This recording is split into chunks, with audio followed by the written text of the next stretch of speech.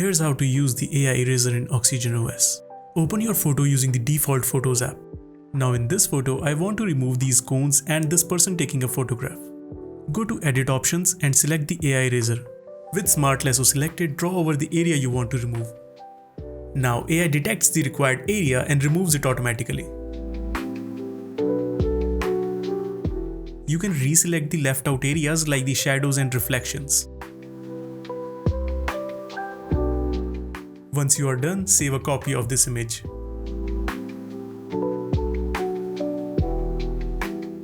Let's try it out with another image.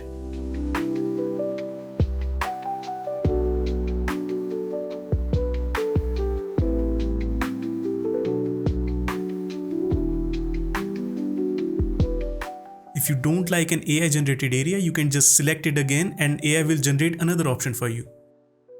Let me show you another cool thing you can do with your images in OxygenOS. Tap and hold over your subject to make a cutout and you can save it in your file doc. To use this cutout, open your file doc from sidebar and drag and drop it on your image. You can also use the cutout as a sticker in your notes and social media apps. And that's it. I hope you enjoyed this quick video.